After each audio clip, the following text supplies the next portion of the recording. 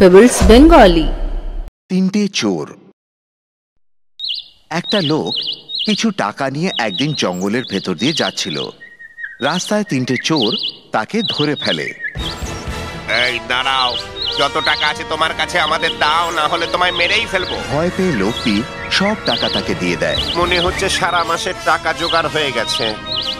ঠিক আছে, কিন্তু ওকে বাঁচিয়ে রাখা কেন? চলো ওকে মেরে ফেলি। সেই চোরটি একটা ছোরা নিয়ে লোকটিকে মারার জন্য তার কাছে গেল। সেই সময় আরে না, ওকে মেরে কি লাভ? ওকে মাথা থেকে পা পর্যন্ত বেঁধে এখানেই ছেড়ে দেওয়া যাক। একথা শুনে লোকটি নিশ্চিন্ত হলো, কিন্তু এখন কি করা যায় তা সে বুঝতে পারছিল না। চোরেরা তাকে ভালো করে বেঁধে সেখান থেকে চলে গেল।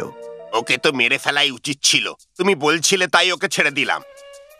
তৃতীয় চোর হঠাৎ দাঁড়িয়ে পড়ে, আরে যা, আমার জুতো ওখানে ফেলে এসেছি। তোমরা এগিয়ে যাও, আমি জুতো খুঁজে তোমাদের সঙ্গে দেখা করছি। বাকি দুজন চোর চলে যায় আর তৃতীয় চোর ফিরে সেই লোকটির কাছে যায়। আহা, মাফ করো, খুব কষ্ট হচ্ছে।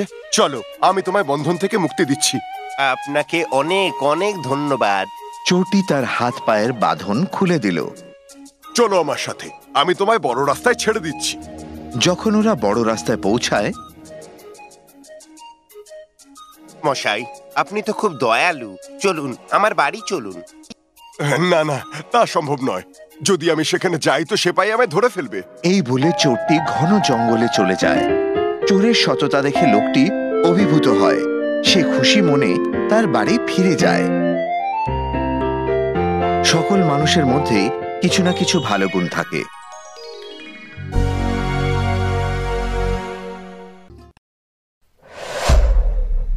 Pebbles Bengali।